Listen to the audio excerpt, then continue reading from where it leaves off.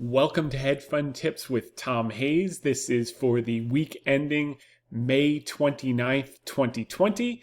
And this is our 30-second video cast and 20-second podcast. So welcome after a great week, short holiday week, but a great week nonetheless. A lot of good things happening. So as we do each week, I'd like to start off and just thank Meta Singh and Devik Jain for including me in their article in Reuters this week. Basically, the quote was, this was, I guess, on Wednesday, the core theme is a rotation out of the high-flying tech stocks and a move into laggard sectors which have underperformed like banks, said Thomas Hayes. In the last couple of days, the reopening and the recovery have started to feel real for people, and that goes a long way for confidence, both at the consumer level and in market sentiment as well. So we're going to cover a lot of these aspects in detail in this week's video cast because on a day-to-day basis, it moves in fits and starts, and we want to get the theme and the intermediate term outlook correct, 6 to 18 months, not the hourly or the daily. We'll leave that for other people to focus on. But we're going to just kind of walk through the things lining up that support that outlook. And this week's article of the week was called "The Dua Lipa Did a Full 180 Stock Market and Sentiment Results." So you see with this starting chart, that's certainly quite a turnaround that we've had since March 23rd. And I got the idea for this song from my 5 and 7-year-old daughters, Mimi and Annabelle. Annabelle's the 5-year-old, and they were doing one of their dance parties, and one of the songs on their playlist was this famous artist, Dua Lipa, and she has a song called "Don't Start Now." You probably recognize it.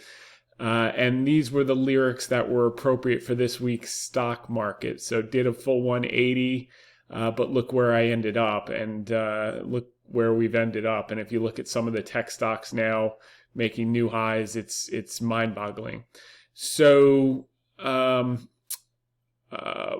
over a month ago, about on April 23rd, we laid out an aggressive case for rotation, or at least a participation into cyclicals and value from tech growth. And in each instance, we made the case that while it could be at the expense of tech growth, we were more looking at a relative outperformance versus a zero-sum game. In other words, tech and growth, which have had huge runs, could grind higher, but the thesis is that the laggard value cyclical stocks, which tend to do well coming out of recessions, and that's what we are in, unfortunately, I think it's going to be the steepest, quickest recession and the sharpest upturn and recovery in history. That's certainly what it looks like right now. And kind of the basis was that you've got these top 5 weights of the S&P 500, Microsoft, Apple, Amazon, you know the names, Facebook, that are driving the indices, but you have a tremendous amount of stocks that haven't participated to the same level and are still trading well below their 200-day moving averages. And that's kind of what we're going to get into in this week's VideoCast podcast, and kind of what's happened in scenarios like that historically and why we can be looking at some of these laggard sectors moving forward. And then we go on here. And by the way, if you haven't read some of these previous articles, you can do so under this category on the right-hand side. You just click on category commentary or category sentiment. I file it under both categories each week because it covers both things, as you can see up here. So that's a good way you can just open up a chart of the S&P, see what we were saying on particular weeks and then what happened, and make your judgments from there. But I think you'll be pretty happy with what you see on a week-to-week basis. So, and then last week we reemphasized this thesis and covered the same laggard sectors: banks, defense stocks, home builders, small caps, and energy. And you can review it here. This was the Grace Potter falling or flying stock market. Definitely click on that.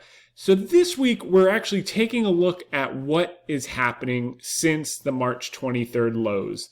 So these are round numbers here, but this was written on Wednesday night. So as of Thursday morning's opening, the S&P was up almost 37% off the March 23rd lows. The NASDAQ was surprisingly just barely ahead of that. But again, the top 5 weights are tech in the S&P 500. So, or communication sector in the case of some of them. But the NASDAQ was up just a percentage more, about 37.5. Look at the banks, though. Albeit they fell a lot more in the crash. They're up 45.7% as of Thursday's open. Small caps were up 46% relative to the S&P, which was up 36%. Defense stocks, which I've been talking about in the context of the escalating rhetoric with China, not necessarily leading to a Cold War or a backtrack in the trade war. I think that deal is pretty well cemented, and so far both parties are adhering to it. I think today's speech by the president, President Trump, was a move in the right direction. He did take steps in terms of there will be certain sanctions and certain punishments in the way Hong Kong is treated with trade now that they're more a part of China. But by and large, the aggressive stance that the market feared didn't come to pass, which was constructive. So I think it'll just be this constant rhetoric about culpability for the coronavirus, the trade issues, et cetera, going back and forth, intellectual property issues. And that's reason enough for having brought attention to the low valuations, which I think the top weights of the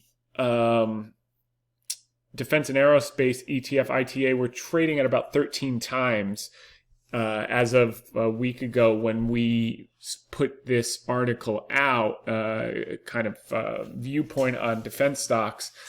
And we did so in the media as well a couple times. You can review those. So the next sector, obviously, is energy. Has had a monster run. I think this month's oil, the underlying oil, is up 90% in the month of May. So the biggest monthly move ever. Obviously coming off zero on the cash price last month, or negative, certainly helped with those percentages. But the XLE, which is the larger cap energy names, is also up 70% off the March 23rd lows.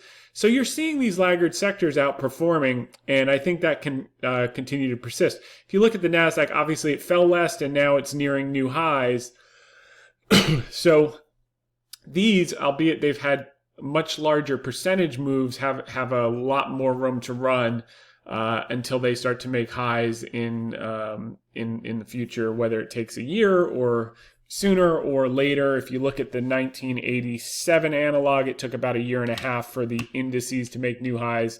I think the amount of stimulus aid and liquidity in this case is so significant that we could potentially see that sooner, provided that any subsequent waves of the virus are flare-ups and regional and can be quickly contained versus wholesale, which I do believe that enough of the population is practicing safe measures, and those who can work from home are working from home. And when people go out to indoor places at the very least, or places where social distancing is not possible, they are wearing masks by and large. So certainly in the places that were hardest hit, and in the other places where it was hit not to the same extent, maybe a little bit more leniency.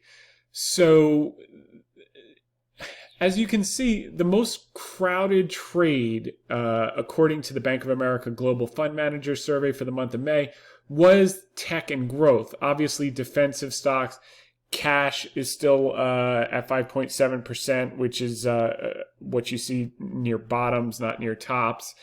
Treasuries were highly held. Healthcare was the most overweight that it's been.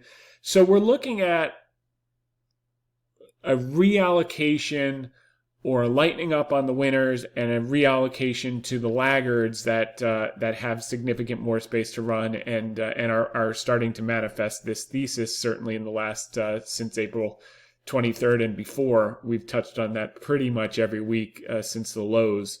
And in March, we did a lot of media talking about banks and talking about some of these industrials and talking about energy and different groups like that. So if you need to review the Bank of America Global Fund Manager Survey, that's very helpful. You can see through here, it's blurry, but when you click on it, it becomes clear that energy was the most underweight, as were industrials and banks, and then most overweight healthcare, tech, cash, and bonds. So you can see still with energy moving 70%, managers are still dramatically underweight. The defense stocks are kind of, subsector in line with industrials. Again, another outperformer. And banks, same thing. So we'll continue to keep an eye on those. So what are the factors aiding the recovery trade? I think the first and foremost, obviously the most important, and the most important number the Fed is watching, are the new cases and deaths are declining. And they're consistently declining, and they're also declining in those states that have been open for a number of weeks. There's a latency period of 14 days or an incubation period, but even with that, by and large, it's the numbers are going in the right direction, and that's the most important factor, because the quicker those can improve, the quicker people can go back to work and to their normal activities, which brings back demand, which makes the over $9.5 trillion of stimulus aid and liquidity start to circulate, and you start to get the velocity, and that can really go a long way to fill what will be potentially a 6% GDP contraction or $1.2 trillion economic pothole filled with over $9.5 trillion. After the next package, it'll probably be closer to $10.5 or $11 trillion of stimulus aid and liquidity. So 10 times the asphalt relative to the problem, and that can go a long way as demand gets pulled back in. And we're going to talk about where we're seeing that. So that's factor number one, is new cases. The health aspect is improving. If you think about it, I mean, by the time they go through all of the proper channels of testing and double-blind testing and all of that as it relates to either a treatment or a vaccine, it's going to be, and I know they're doing warp speed, and maybe they'll surprise to the upside and get us a vaccine by the end of the year.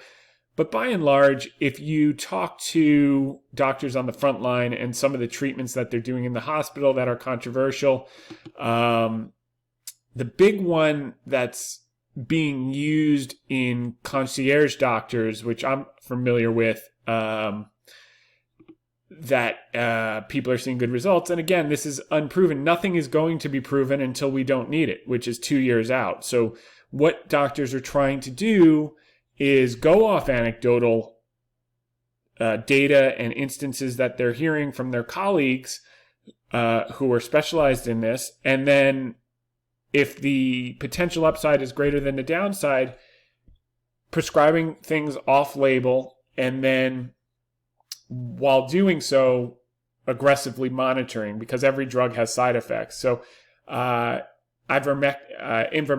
is another drug which is, ordinarily for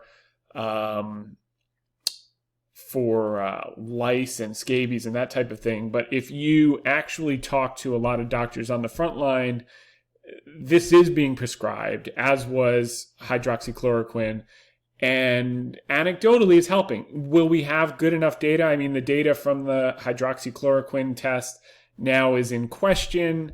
So there were 100 physicians there was an article in the New York Times today that are questioning the timing and the legitimacy, and the company that claimed to have been providing the data from the hundreds of hospitals. So the jury's still out on that. There are dangers and risks with everything, but if we're going to see treatments in prior to the normal latency period to get an approved vaccine, they're all going to be experimental. They're all going to have potential side effects. So our most offensive approach is the one which is being taken, which we've seen if you wear masks in the places that people have worn masks, in certainly indoor spaces and outdoor spaces where you can't socially distance, the infection rates just fall through the floor. So I think we're doing all of that. And then, for people who do get infected, I think we have to just accept that experimental treatments with questionable outcomes are better than no treatments at all. And we have to just be open-minded. So if it's, the Japanese drug, which worked and then it didn't work, or the experimental drugs that you're seeing, ivermectin and hydroxy is obviously the political football. We'll see what comes out with that data inquiry. But with all of this, you can't, you're not buying it over the counter. You're getting it from a doctor. And if you're getting it from a doctor, they need to be monitoring you and looking at all contraindications. But I think we'll probably see a lot more experimental things go right than go wrong in coming months. And that could accelerate even these downward slopes that we're seeing here. But if people have in the back of their mind that we need, a double-blind trial approved, blah, blah, blah, you're not getting that for 2 years. And by then, it's highly likely after the second wave, it will fizzle out on its own, like swine flu and H1N1, etc. So let's keep open-minded and let's keep doing everything within our control. And these numbers are going to continue to improve. And as a result, we're seeing the economy and demand come back. And we're going to cover a lot of the demand numbers as we go forward here in this VideoCast podcast. The other factor is forward guidance by the Fed. When they came out with all these programs, what's interesting is by virtue of having the programs, they largely didn't need to draw down on a lot of the programs. So basically, for instance, you saw Boeing do a huge debt offering in the private markets once the market knew that if they didn't provide the debt financing, the government would. It basically, all the capital became available. It was like a proxy government backstop. And as a result, all the major companies in the S&P 500, they've issued over $1 trillion of debt as of May 27th, which is more than double the average pace for the last handful of years by this time of the year. So a lot of the larger companies that make up the S&P 500 are fully recapitalized.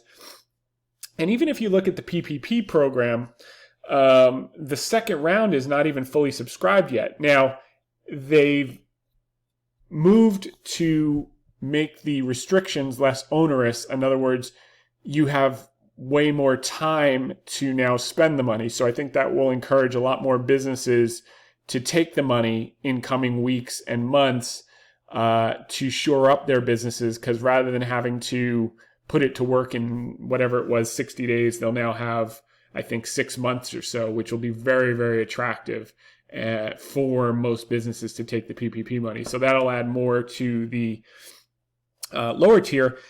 And by the same token, which we'll touch on later in this videocast, is that they haven't even started the Main Street lending program, $650 billion to mid-sized businesses. That starts in the next few days. So much of the program that was announced that stabilized the market has not even been implemented in the market. The money has not even gotten to the market. Yes, you've seen a huge amount of mortgage-backed security buying over the last 6 weeks. That stabilized because, there's a certain number of commercial businesses that couldn't pay their rent. So that was huge to stabilize credit markets in that regard. But this is the second factor that's helping, is people that need to be recapitalized. This is not an antidote for what was imminent solvency issues before the corona crisis, but this is a solution for companies with liquidity crises if you were a reasonably operating business prior to the corona crisis, you would not go bankrupt as a result of an exogenous event. If you were already teetering, well, then there's nothing any of these programs could do to help.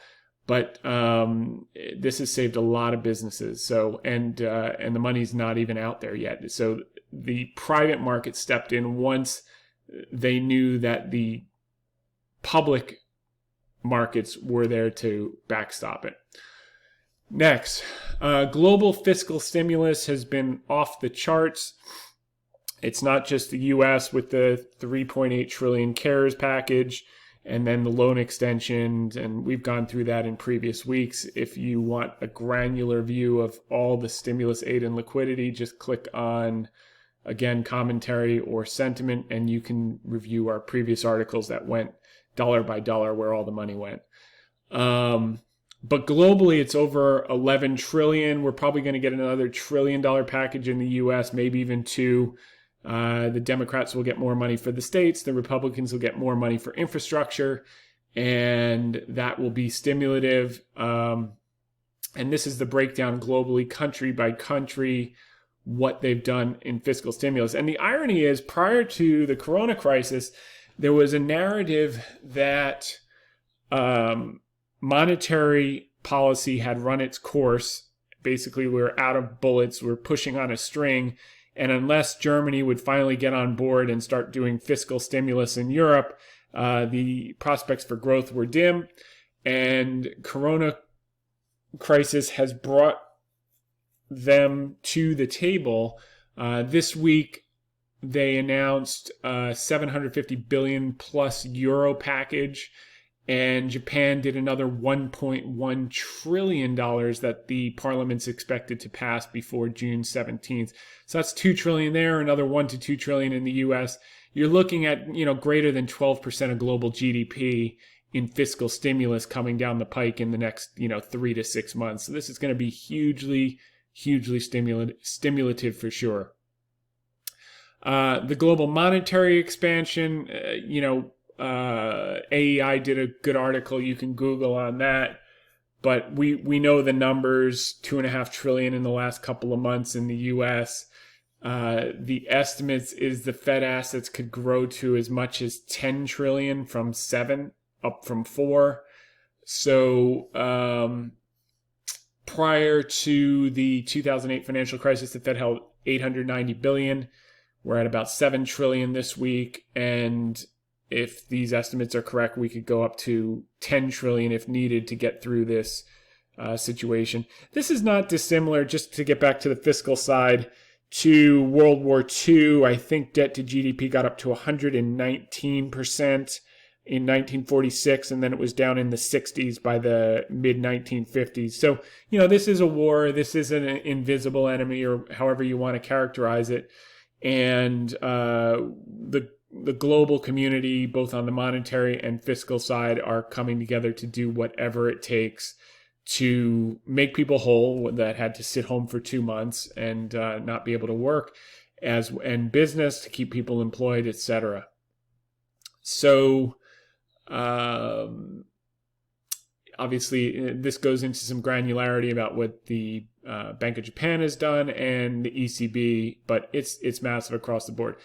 The consumer balance sheet, this is the fifth factor leading to this recovery trade, is the consumer balance sheet was very strong coming into this crisis. So if you look at personal saving as a percentage of disposable income, it was nearing 10% at the beginning of this year, which was up from 2.5% in early 2005. So you basically had almost the 300% gain in people's saving and cleaning up their balance sheet going into this. So there were reserves, there was a cushion.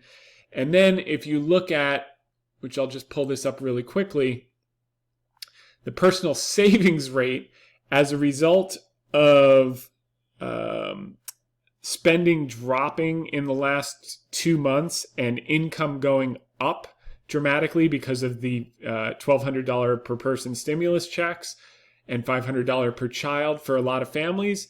This went to the highest ever. Look, this data set goes back well beyond 1960, and the personal savings rate went over 33% as of April. So, there's a lot of dry powder there, not just for institutional money managers at 5.7%, above the 10-year average of 4.7%. So they're going to have to put that money to work.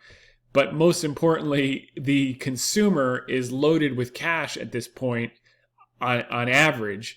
Obviously, some people are really facing a tough time right now. And, it's sad to see the pressure that this has put on a lot of people and families, both from a health standpoint and a financial standpoint. But on average, there's a lot of dry powder that wants to go to restaurants, that wants to go to movies, that wants to go to the ballpark, that wants to go to the mall and buy some clothes and probably get back to gym memberships for sure. So this is pretty promising because this is just pent-up demand is basically what this comes down to. So are we just getting started? What's very interesting, one of the things that I've learned about through, trial and error and making mistakes over a long, long career is historically, when you come out of these collapse periods, overbought and oversold indicators on balance are very, very useful in a range-bound or a trending market. They do come in handy. What I've found is that when you're coming out of such a dramatic dislocation, like greater than 20, 30% corrections, on the recovery, all of the overbought indicators get pinned and they tend to stay pinned. So where most people are right in saying this is overbought and that's overbought and this indicator is at historic overbought and that indicator is at historic overbought, that's true. And that's also been true every single time you get out of these. And they tend to stay pinned for weeks or months at a time. It's just either the flaw in how they're constructed or just, what happens in these aberrational periods. And so you want to be very careful when you're looking at overbought indicators coming out of such a dislocated period that it's one thing to lighten up. Obviously, some of these names have moved 100+%, and anyone smart takes some off the table.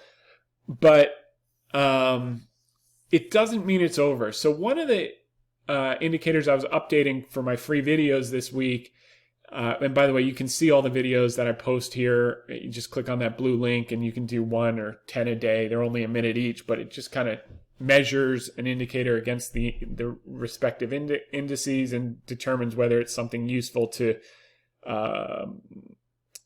watch on a regular basis or something worth discarding. We just, review each one objectively. And some we say, this is not something that I would pay attention to. And some we say, this is something that we do use in a basket of indicators.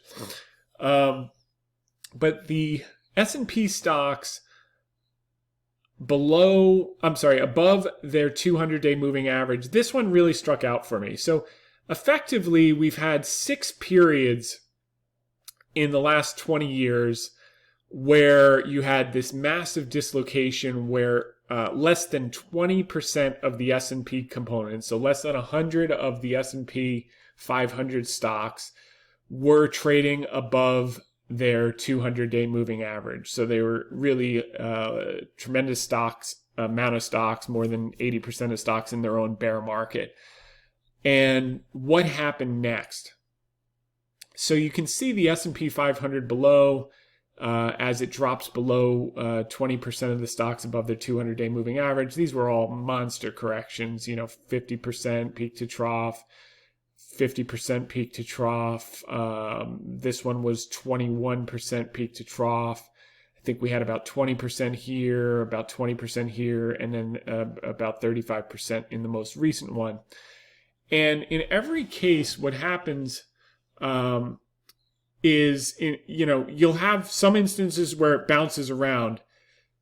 What we've done here is we've noted that when it recovers to more than half, in this case, we're using 60% of the stocks in the S&P 500, so more than 300 stocks, are trading above their 200-day moving average after having flushed to less than 20%, or less than 100. So you went from less than 100 to more than 300. We're defining that as a recovery for the purposes of this indicator and for the purposes of this article, not because, it's some externally determined number. It's an arbitrary number, but it's one worth using. So,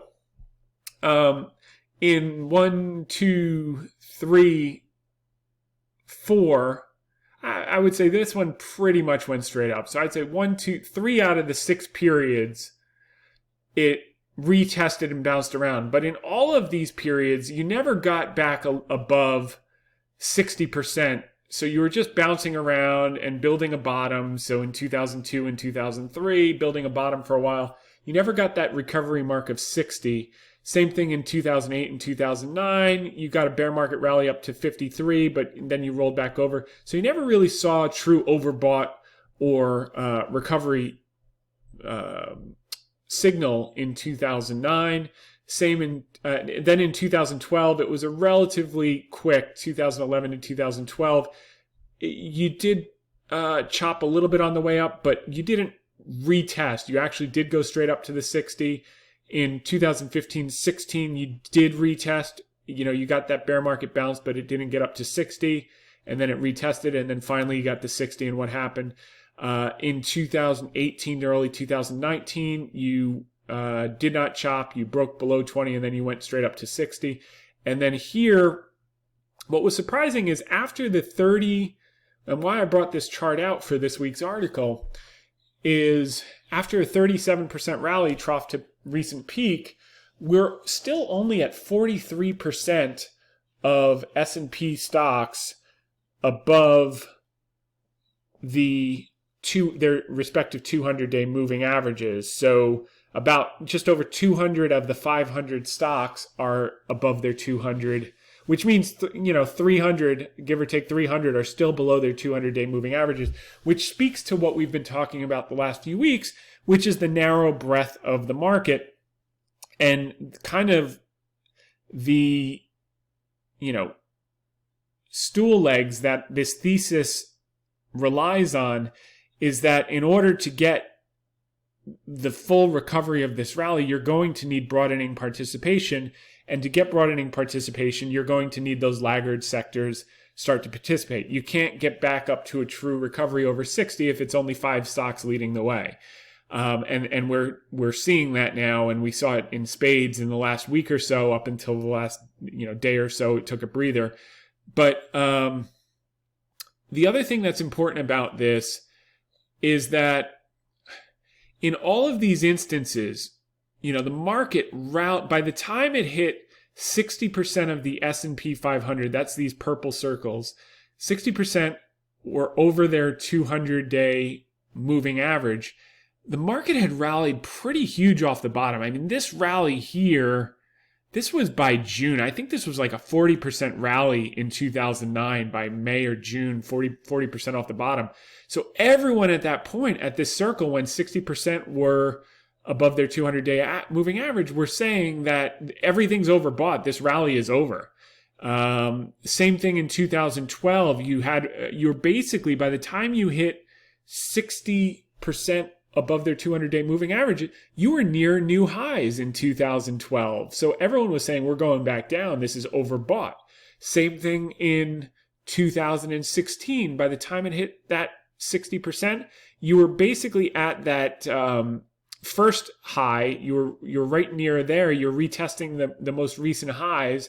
So it would basically be the equivalent of right now going all the way back up to filling this gap. Let's call it 3350. Imagine if we were 3350 in the S&P 500. Everyone would be saying, with no break, hypothetically, we're totally overbought. This is completely bananas. This is crazy. And, with rear view data coming in on a daily and weekly basis, they would be right. I mean, you'd look at the data, you'd be like, this is crazy. But forward-looking data is a different story. The point is that even though you were at or near new highs in many of these instances during the recovery, it was just the beginning. You were overbought, but then you got way more overbought for the next 5 years. And from 2003 to 2007, you kept going. Remember, you'd already gone back up to over 60 and the rally was just beginning. Same thing in 2009. Imagine if you had bought when it was overbought after a 40% rally in 2009. You had, 2 more years of a huge rally before the correction in 2011. Same thing in 2011. By the time you'd got here, you were pretty close to new highs again, but the market kept going for another 3-4 years until late 2015. Same thing with 2015, a 3-year rally. Same thing here. You'd rallied almost back to October highs by January, and everyone was saying we're going back down. This is the end of the bull market. Oh, the big story here was head and shoulders. Okay, all the technicians. This was a shoulder. This was the head. This was the shoulder. We were going to collapse down to here, and it just kept going for one of the biggest rallies. I mean, last year was just unbelievable. Our best year. So we'll see. Now, keep in mind. What we haven't done is we haven't hit that 60. So we could be here, go up to 53 and then retest. We could chop around. We could do another chop around like we did here. But it basically would imply that the lows are probably in. And if we do hit the 60 and get really overbought, that would be very, very constructive. Now, if you look here, sometimes after it did hit that overbought and the new highs, you got some sideways consolidation for a while. I think here maybe a couple of weeks, here maybe a month, but you were still at the beginning of the rally. So I'm just putting that in perspective. We're probably going to get more overbought before we get confident, or we could chop around again and we could be in this range before finally breaking out and making new highs. So that's all on the table. But to see after a 37% rally that only 43% are above their 200-day moving averages tells me we've got some room here to figure out what's what. And I hope you found that helpful, because that was a big eye-opener to me that these type of characteristics are near to beginnings, not near ends. And that's pretty promising. So hopefully we'll get this 60 in coming weeks or months. If not, we'll chop around for a while before we get it, but the worst is probably behind us. Okay, now on to the shorter term view. The sentiment was also supportive of the fact that there's probably more gas in the tank. Bullish percent was only at 33%. That's at best a mid-level range. There's no signs of euphoria there for individual investors.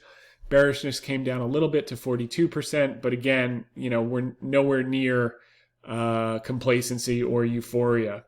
As you can see, when we get the bulls up in the 40s, then we can start to look at it. Are things getting a little frothy in the short term? Same thing with fear and greed. This is a mid-range 54 read, not a extreme range on either side. If you remember, at the lows we were here, before the crash we were here. So you can actually see it right here. January all the way up towards 100, and March all the way down towards 0. We're at 54, which is right in the middle. Which is probably why we're having trouble finding anything to do. Although we did have a pretty good, exciting active week, but it's getting harder and harder to get exposure because, anyway, you should have exposure by now is really what it comes down to. National Association of Active Investment Managers. So they basically came off the boil a bit in the last week. So they're going to, if this persists higher, they're going to really have to chase this up. We'll see in coming weeks what their exposure looks like, but again, not a sign of euphoria. Okay, so the message for the week was that for us to hit a recovery level of that 60% of S&P components above their 200-day moving averages, we're going to need to see this trend of broadening participation and partial rotation from leaders to laggards that we discussed in previous week's notes. And again, that's banks, and we said it here. In case we forgot to mention it for the last 6 to 8 weeks, we like banks. Okay, we were on TV, March 20th. You can go up here to featured on and see all of our spots from mid-March and early April when we were saying we're buying high-quality stocks, and we're talking Wells Fargo and JP Morgan and all that stuff, and people were looking at us like we had three heads. So we also like and own pockets of defense stocks, home builders, energy, and small caps. It will not be a straight line up, but over the next 6 to 18 months, we believe we'll see relative strength in these groups. The other aspect is this will happen as demand kicks in, people return to work, and what will be greater than $10 trillion of stimulus aid and liquidity starts to circulate in the economy. We may see growth levels by the first half of 2021 that would not be possible if not for COVID-19, as we would never have this level of global coordinated fiscal and monetary policy at play. So the other thing that is the subtext for this is that recession is 2 quarters of negative GDP. We had Q1. We're obviously going to have Q2. So it's going to be quote unquote technically called a recession. But by the time they call it that, we'll already be recovering out of it. And so as Warren Buffett always says, if you wait for the robins to sing, it's already spring. You got to plant your seeds before it happens. But what always happens coming out of quote unquote recessions is rates start to move from emergency levels, which is where they're at now, 0, and they start to slowly tick up as demand and growth comes back and demand for capital comes back because people want to grow and expand and start businesses and do all that.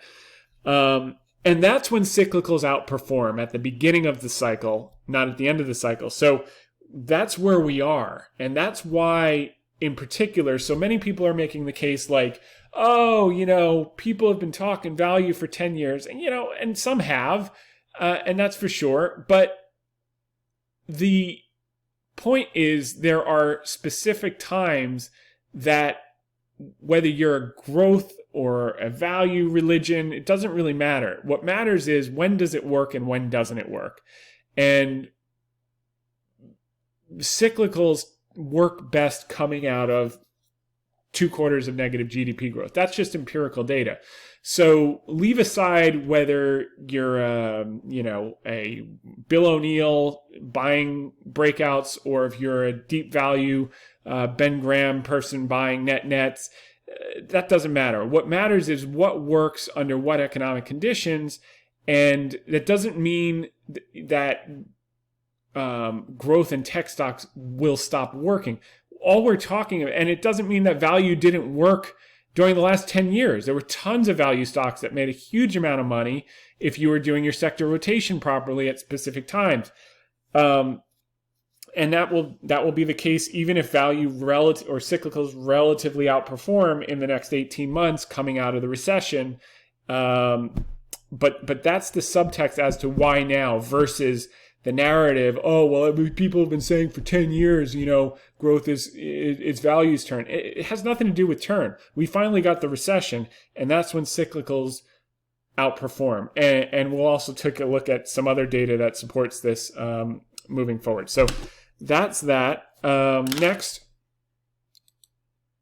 we have, we covered the savings rate. This is interesting. Charlie Scharf of Wells Fargo was making some points, talking about consumer spending. Now we're just shifting gears into the recovery here. Debit card spending had been down 20 to 25% earlier in the crisis from the year before. Now, depending on the week, spend is up 5 to 10% from the week before. Pretty broad, little travel, a little bit of restaurants, a marked improvement. Mike Corbat of Citigroup said the same thing.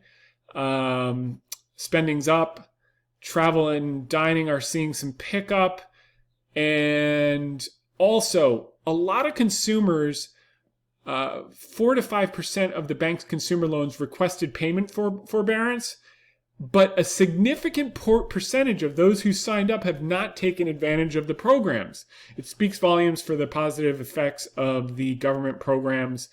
And the other thing is, 25 to 35% of those who've requested forbearance want to make payments and are making payments, and we'll see what happens moving forward. But that was really constructive to see. Now, the add-on that I wanted to put, we just did the S&P stocks above the 200-day moving average. This chart I pulled up today, the S&P stocks above the 50-day moving average. Now, this is why everyone's saying the market's overbought, okay? And this was really interesting because I would look at this number at 90% of stocks, S&P stocks are now above their 50-day moving average, and I say the market's overbought. That would be normal in a range-bound market. However, we're coming out of a period of dislocation, and here's what happens. Here you have... Right here you have this first example. So basically, if it breaks below 5% and then it shoots above 90%, which we're at right now. So here was 2002, it got down to 0.20.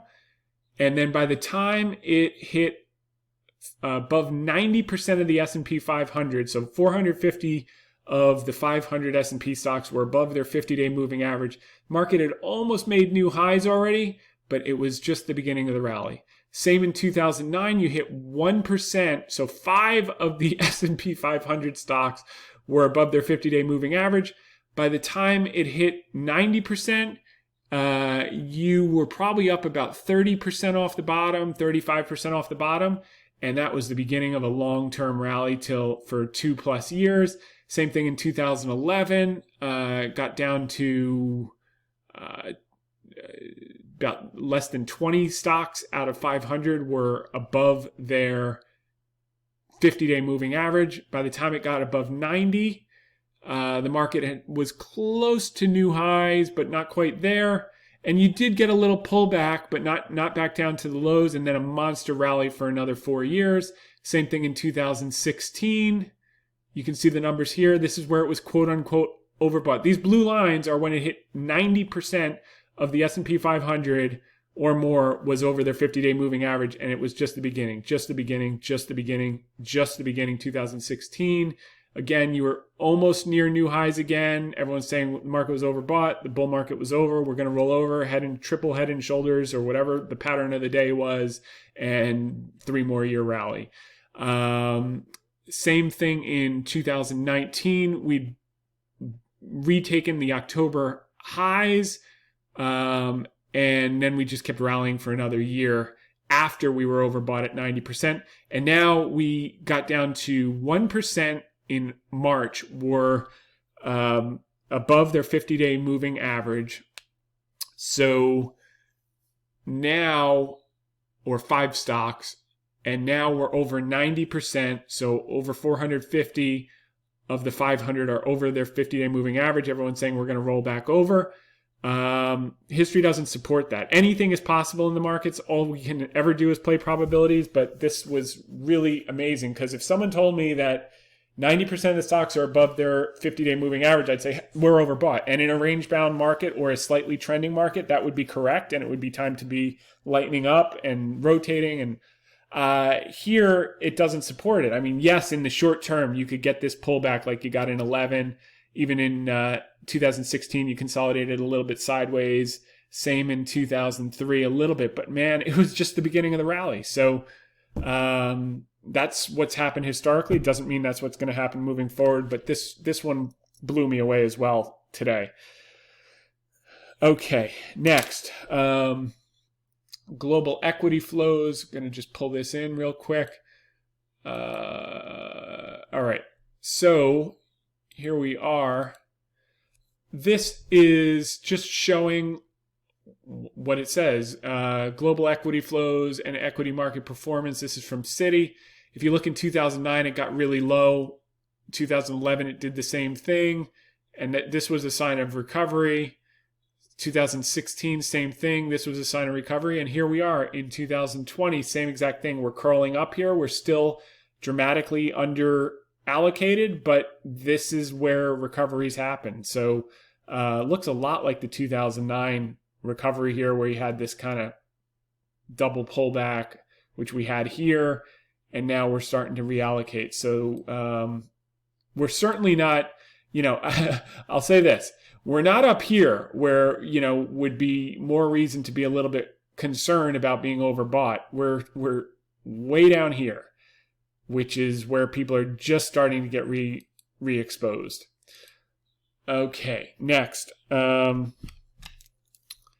economic numbers for the week. I just want to go through a few of these. By the way, if you get cut off on the podcast, just go to hedgefundtips.com and you will be able to click on category VideoCast and you'll be able to see whatever you missed the last 5 or 10 minutes.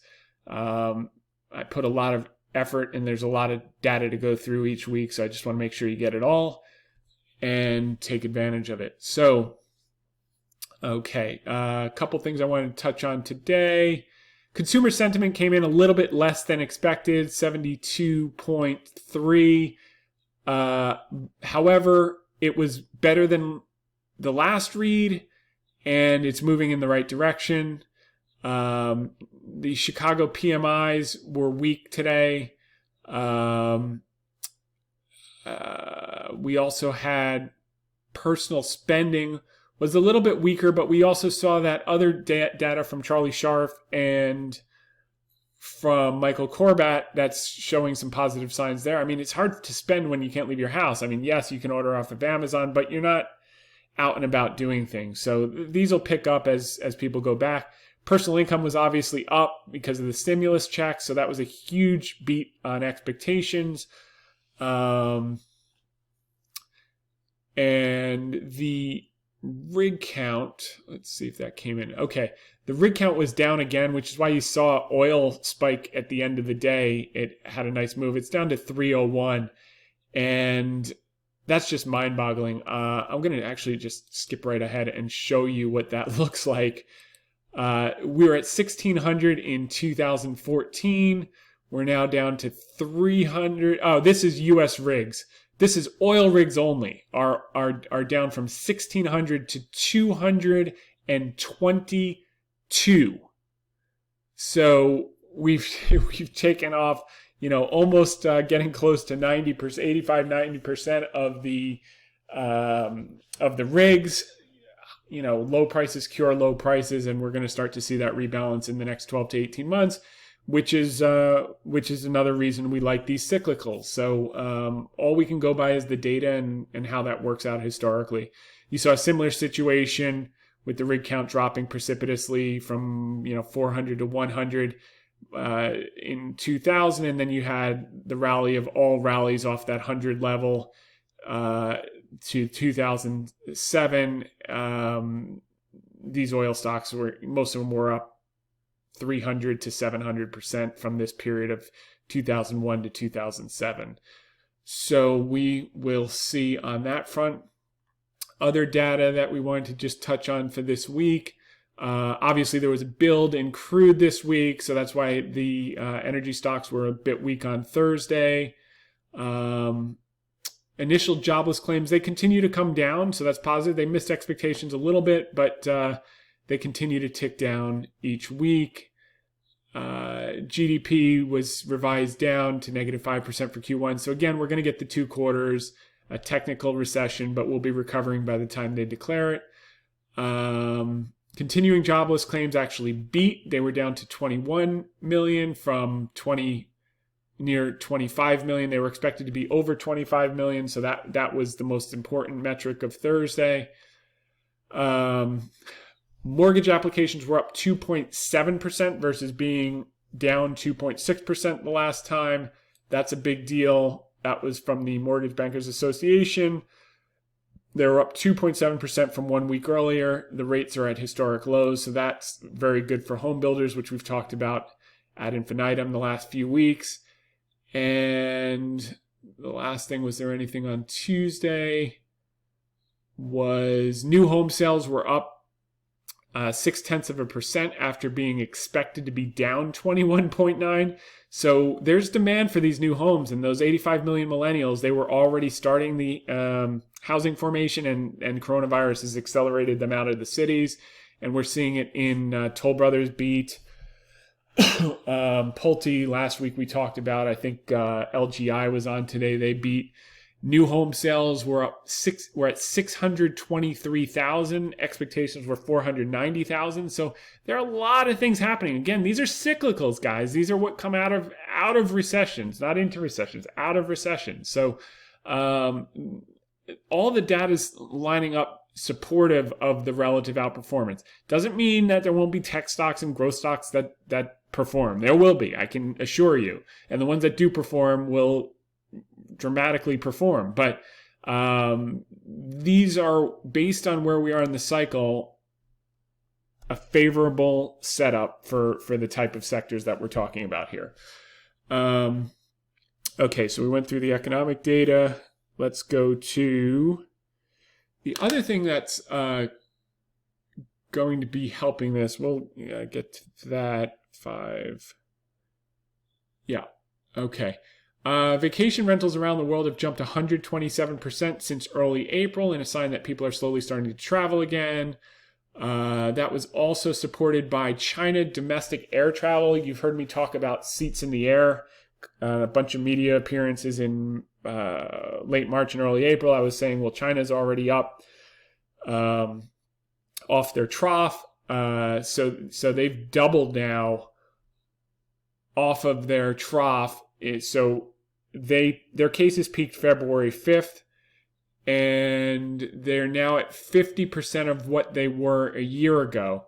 So we're now at the end of May. So about 3.5 months, they've been able to get to 50% of their domestic air travel. If we did that, our peak cases was I think April 14th, and our travel was at the trough at 87,000 people going through the TSA, down from 2.2 million the year before. If we followed that trajectory, so we'd be at May, June, July. So probably by mid-August, if we got domestic air travel to that level that they've been able to accomplish in China domestically only, we would be at 1.1, give or take 1.1 million people a day. But just take a look at what's happened in the first month and a half. We went from 80,000 or 87,000 to now we're in the 300,000s. We hit a 340 number this week. We hit 320 yesterday. So if we follow that trajectory and get to 1.1 or 1.2 by August, that would have huge positive implications for the economy, for fuel demand, for just commerce in general. It means people are doing business, people are out and about. And I've said it, for 4 weeks in a row. If they made masks mandatory at the airports, which government has some control over, they could do that. Then the airlines could say you got to wear a mask on the airline, and I think people would just get orders of magnitude more confidence to get out there and take advantage of these travel deals. I mean, we have a flight booked for August that we've had for a while. I haven't canceled it yet. I think we're probably going to just take it and wear masks and get on with our lives. So we'll see. That's to be determined, but it is domestic. And I'd feel a lot more comfortable if everyone was wearing a mask, which I think a lot of people do on the airplane, but it would be nice to see 100%. And we'll see what the case counts are like at that point. But that is positive news. Now, as we talk about banks, because we've been pounding the table on it, something came up this week that I thought was very interesting. Beyond, we're going to get the CCAR results shortly, which I think will be a catalyst to the upside for banks, showing that they're better capitalized than everyone predicted. Number two, the Fed is talking about next steps as far as what the Fed will do next, according to a Goldman Sachs economist. And one of the regional governors was out this week talking about the same thing. John Williams, New York Fed president, which is called yield curve control, effectively targeting the yield curve to steepen it, which is effectively just dropping buckets of money into the bank's bottom line, and also incentivizing credit lending, because the banks are, if they keep the short end of the curve low and they steepen the long end of the curve, and that's going to help banks' net interest margin, which is more than 50%, about 50% of the revenues, and we'll get credit flying into the economy, both at the consumer and business level. So this would be something really, really interesting if they can do it. And if they do it, it'll be great for banks. It'll be great for consumers. It'll be great for business. It'll be great for the economy. And it's certainly something to consider in crisis periods like we're coming out of now. So this was a big development, and we'll keep our eyes peeled on yield curve control. Next, this is actually interesting. One of the points that was made was that, believe it or not, this chart is from Zero Hedge and the Federal Reserve. I guess they pulled the data and put it into a spreadsheet here, but it's really valuable what they did. Because if you look, the Fed has basically been tapering. They went into crisis mode during the bottom. March 18th, they ramped up. March 23rd, when they finally hit these levels of doing 125 billion a day, they've since reduced their daily Treasury and MBS purchases, and the market has responded in kind. So if you look here, this is where they started that massive buying. And April 19th, so I've basically taken March 23rd to April 19th, the S&P rallied 32%, and we've been basically going sideways for the last 6 weeks since. That's consistent with this. Look, March 23rd, they were doing 125 billion a day, and then by this point is where they'd really just fallen off the cliff, and they'd lowered the amount that they were doing. And that's also been indicative in price performance as well. So just something to keep in mind, that they don't get too complacent here and stop the liquidity too soon. They've made that mistake a few times in the past. We're going to just have to keep our eye on it, because this is their schedule moving forward.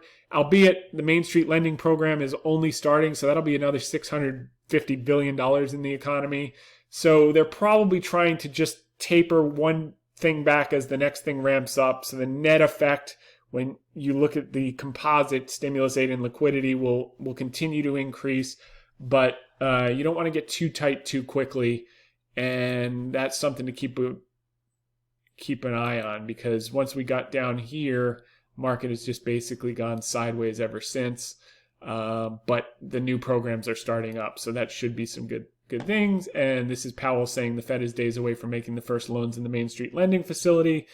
So that's good news. The other thing that could be helpful with U.S. earnings moving forward, it remains to be seen, but it's nice to see some weakness in the U.S. dollar. That helps the multinationals that have a lot of earnings abroad. So let's see if we get further weakness in the dollar. That could be a nice boon to second half earnings. We'll watch that as it materializes. This we already saw with the rig count. The other thing, as we talk about cyclicals coming out of recessions, there was a guy on CNBC. He had the data. I don't want to play the whole video, but I mean, we know this. His last name is Binger. But he basically said small caps have outperformed large caps in the last 9 out of the last 10 economic downturns, and coming out of those downturns. So I think you have history on your side, and we're starting to see that. So that's one of the reasons we like that group, because the data supports it, and that's all we can ever do in this business is play probabilities and manage risk. Lastly, here we have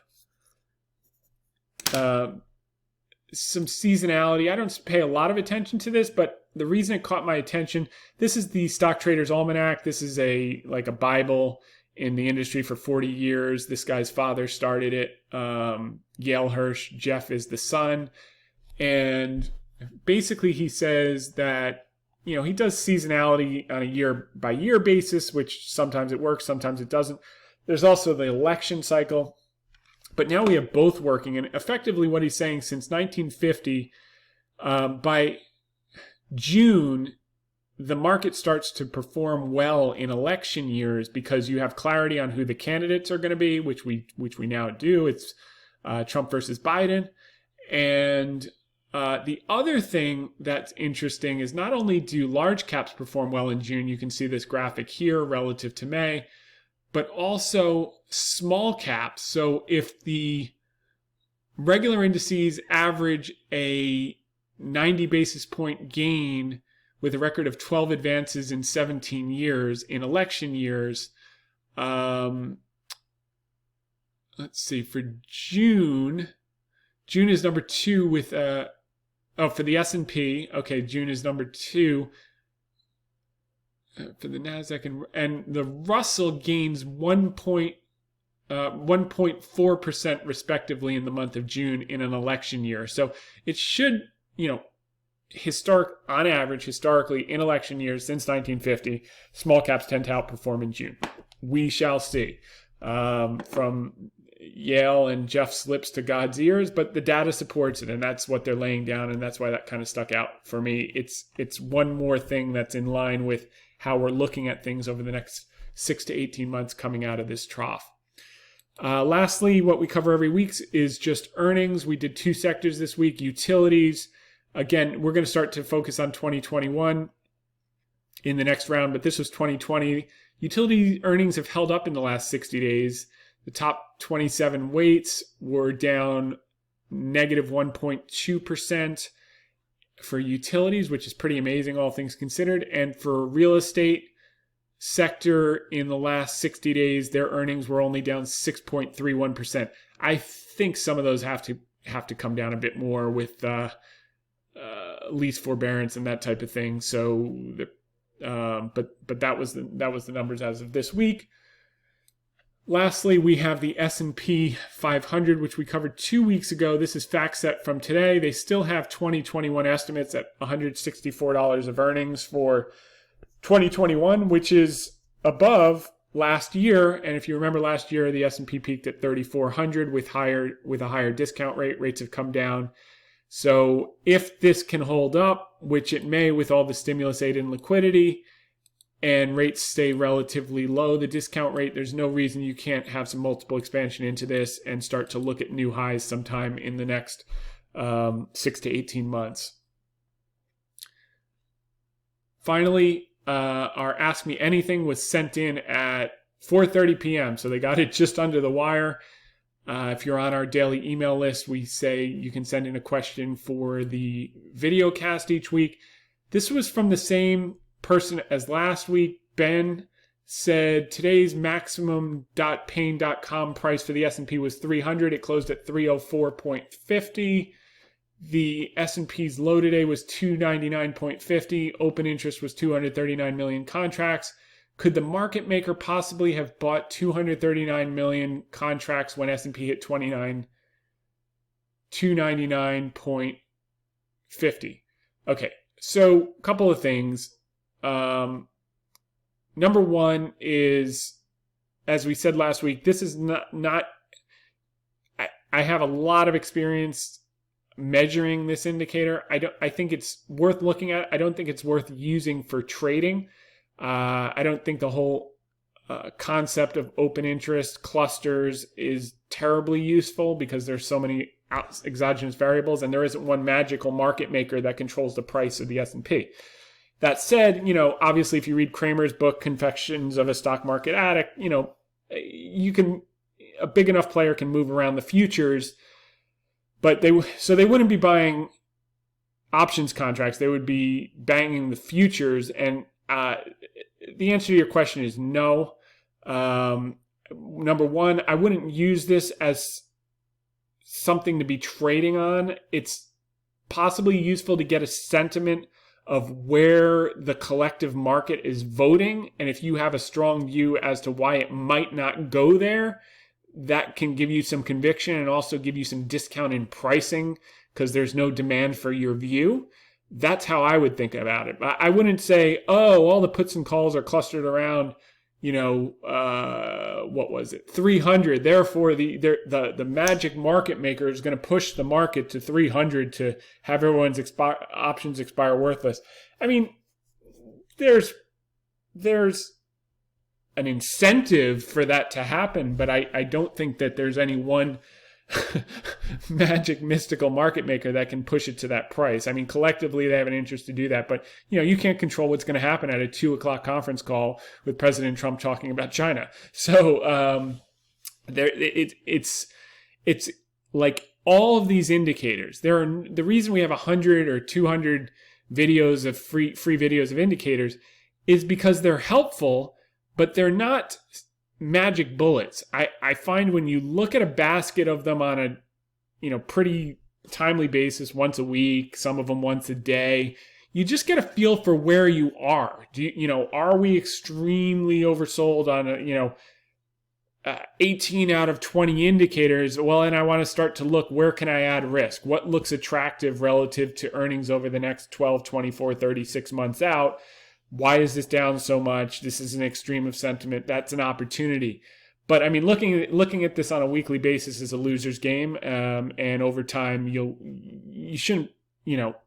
So Ben, to answer your question, if anyone was trying to move price, they would have been doing it with futures. They weren't buying option contracts, and no one player would have that power. And three, this should be viewed in the context of if you're going to even include it in your basket of 10 or 20 different indicators you look at it on a regular basis, just to get an idea of where consensus sentiment and expectation is moving forward. Is it below the market? Is it above the market? Why is it there? What are the other indicators corroborate or disprove relative to that outlook?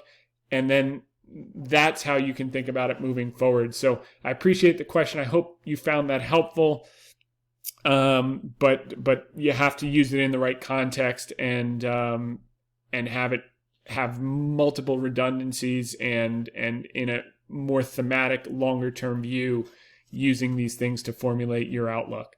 So anyway, this one went a bit longer than expected, but I hope you found there was a lot of data to cover, even though it was a short week, and a lot of great developments this week. So I hope you had a great week. Hope you have a great weekend with family and do some fun things. Try to get outside. I think Sunday's going to be nice here on the East Coast.